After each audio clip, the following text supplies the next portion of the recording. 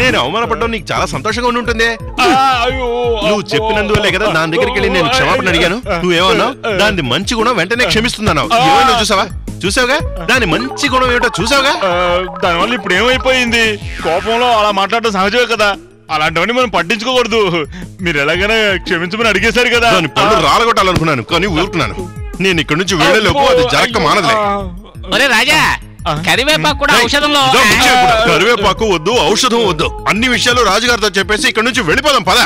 ఏంట్రా అంటున్నావు? అవునరా, బయట ఏను కళ్యాణి, లోపల ఈ రాక్షసి కళ్యాణి నా ప్రాణాలు తీసేస్తున్నాయి. నేను భరించలేను. కాస్త మెల్లగా మాట్లాడండి, రాజుగారు వింటే చంపేస్తారు. ముందు నువ్వు చేస్తావు. అనవసరంగా నన్ను రెచ్చగొట్టకు. నీకు ముఖ్యమైన రహస్యం నేను చెప్పబోతున్నాను. మేము అసలు ఏనుగు వైద్యులమే కావు. అవునరా, నేను ఏనుగు వైద్యులు వేలాయుధం కొడుకుని కాను. అసలు నాకు ఏనుగు వైద్యమే రాదు. ఇదంతా నేను వీడు కలిసి వేసిన నాటకం. ఎలాగైనా డబ్బు తొందరగా సంపాదించాలని తెలివిగా వేసిన ఐడియా. ఏనుగు వైద్యులుగా మోసం చేయాలనుకున్నా మమ్మల్ని ఈ రాజభవనానికి తీసుకొచ్చిన నీకు మహారాజు గారి దగ్గర దండన తప్పదు. ఏమంటావా? తొందరపడకు నాయనా. ఇలా జరుగుతుందనే వాడు చెప్తున్నాడు. కానీ అలా జరగకుండా చూసుకోవాల్సింది నీ బాధ్యత. అందుకు ఒకే ఒక్క దారే ఉంది. మేము ఇక్కడి నుంచి తప్పించుకోవాలి. అందుకు నువ్వు హెల్ప్ చేయాలి. ఇంత నమ్మక ద్రోహం చేస్తారా? ఈ పాపం మిమ్మల్ని ఊరికి వదలరా. ఒక పిల్ల, 2 పిల్లలతో హాయిగా ఉంటున్నాను రా. నా పిల్లం బిడ్డలు అనాథం చేసేటట్టుకున్నారా. మీరు బాగుపడతారా?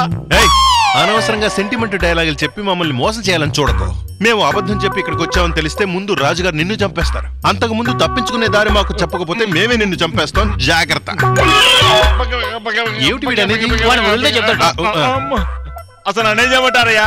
ఇటుపక్కలతో రాణిగారు ఉన్నారు, ఇటుపక్కలతో పనులు ఉన్నారు, ఇటుపక్కలతో రాజులు ఉన్నారు, ఇటువైపు వెళ్తే దానే లేదు. అసలు నన్నే చేయమంటావయ్యా? ఒకే ఒక దారి ఉంది. ప్రాణాలకు తెగించి ఆ దారిలో వెళ్ళాలి. మెయిన్ దారిలో నుంచి గాని, దొడ్డు దారిలో నుంచి గాని మనం వెళ్ళాలని అనుకోకూడదు. కానీ ఒకే ఒక దారి ఉంది. ఆ దారి చెప్తాను, మీరు జాగ్రత్తగా వెళ్ళాలి. నేను చెప్పేది జాగ్రత్తగా వినండి. ముందు స్టోర్ రూమ్ దాటి కిచెన్ ద్వారా వెళితే ఓ పెద్ద వరండా వస్తుంది. వంటోళ్లు గురక పెడుతూ ఏనుగులాగా నిద్రపోతూ ఉంటారు. మీరు భయపడకూడదు. మెట్ల ద్వారా మెల్లగా దిగుతూ జాగ్రత్తగా వెళ్ళాలి. ఆ తర్వాత వచ్చేదే కళ్యాణి రూము.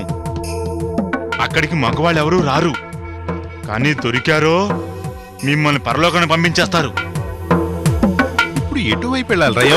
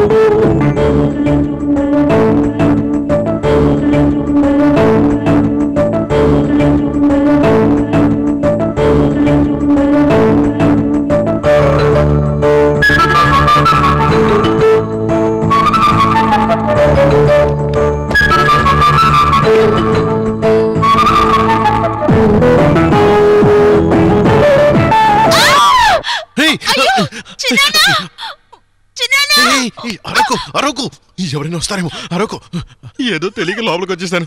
అరిచి నన్ను అవమానపరచుకో. అరవకని చెప్పాను కదా, మళ్ళీ మళ్ళీ అరుస్తావే. నేను చెప్పేది వినలేదంటే పోయేది నీ పొరువే. నువ్వు ఇప్పుడేం చెప్పినా రాజుగారు నమ్ముతారు. నన్ను ముక్కలు ముక్కలుగా నరికి ఇక్కడే పాతేస్తారు. గుడికి వెళ్లే దారి తెలియక ఈ భవనంలో అటు ఇటు తిరిగి ఆఖరికి నీ రూంలోకి వచ్చి పడ్డానే.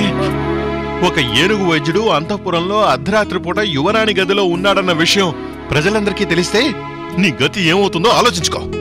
ముందు నేను చెప్పినట్టు ముసలయ్యేంత వరకు పెళ్లి కాకుండా కృంగి కృషించిపోవాల్సిందే. ఇప్పుడు నీకు అర్థమైందా? యువరాణైనా ఈ దేశానికే రానైనా ఒక ఆడది మగాడికి లొంగాల్సిందేనే.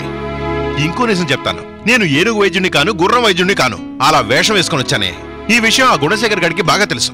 ఇవాళ రాత్రి నేను తప్పించుకోవాలనుకుంటున్నాను. నేను తప్పించుకుని పారిపోయేంత వరకు ఈ విషయాన్ని ఎవరితోనైనా చెప్పావో నీ ఒంటి మీద ఉన్న మచ్చలే.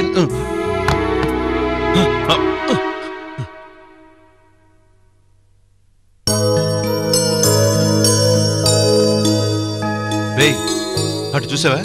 నువ్వు చెప్పిందే కరెక్ట్. తన దగ్గర లవ్ రియాక్షన్ కనబడుతోంది. నువ్వు ఇక్కడే ఉండి వైద్యం చెయ్యి, నేను తన దగ్గరికి వెళ్ళి కొంచెం మాట్లాడేసి వస్తాను. మనసులో ఏముందో తెలుసుకోవాలి కదా.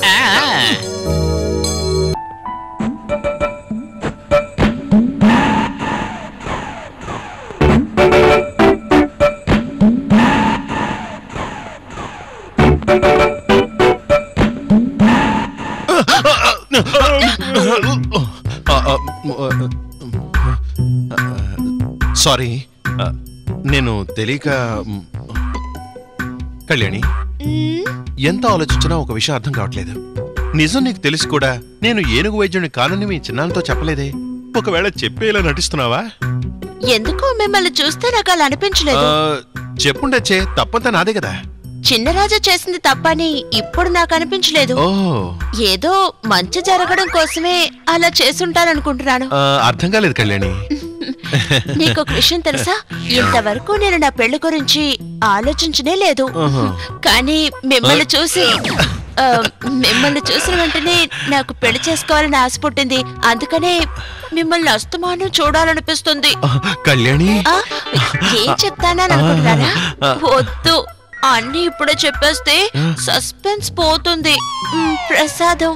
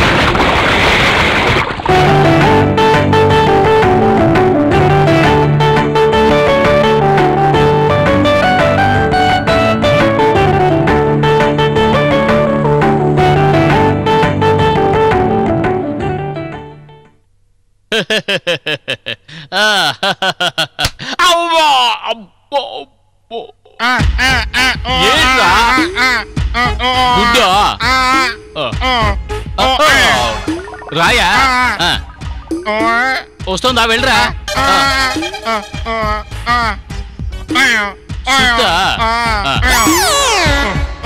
మీకు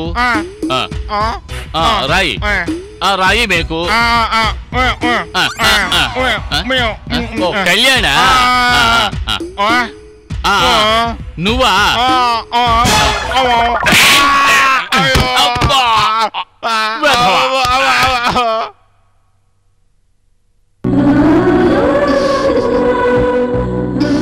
అయ్యో, ఇక్కడికి ఎందుకు వచ్చావు?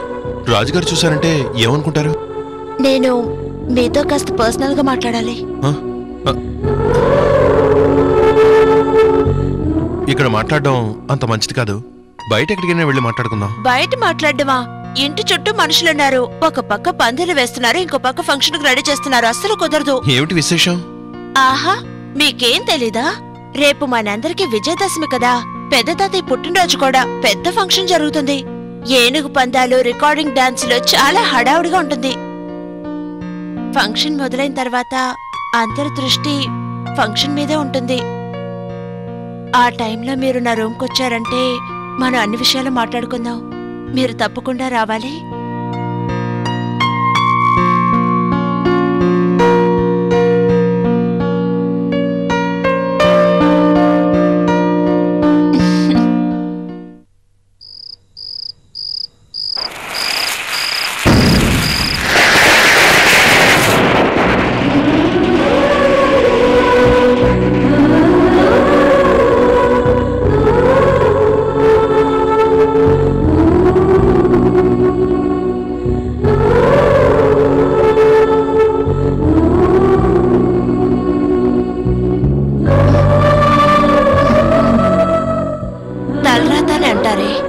అందులో ఎంత నిజం ఉందో చూసారా? ఎందుకంటే మీరు అబద్ధం చెప్పి వైద్యుడిగా ఇక్కడికి రావడం, నేనిప్పుడు మీ ముందు ఇలా పెళ్లి కూతురుగా నుంచోవడం, గొడవతో ప్రారంభమయ్యి ఇలా ప్రేమగా మారటం, ఇకపై ఏం జరుగుతుందో మీరేమైనా ఊహించగలరా? అలాంటి ఊహించుకునే ధైర్యం నాకింకా రాలేదు. మీకు తెలియని విషయం నేనిప్పుడు చెప్తాను. బాగా విను. నేను ప్లాన్ చేసినట్టే చిన్నరాజా దొంగచాటుగా నన్ను నగ్నంగా చూశాడని, బలవంతంగా నన్ను మానభంగం చేయడానికి ప్రయత్నించినట్టు విజయనగర సామ్రాజ్యానికే కాదు, మీ ఊరు కాణిపాక ప్రజలకు కూడా తెలియాలి. ఇటువంటి రోజు కోసమే ఇన్నాళ్లుగా ఎదురు చూస్తున్నాను.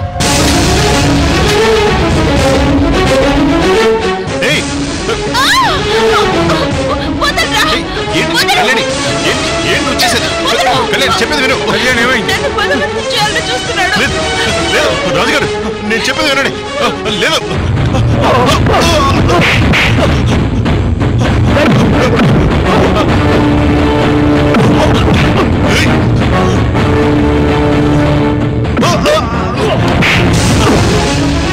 యువరాణి మీద చెయ్యి వేసే లెవెల్కి వచ్చావా?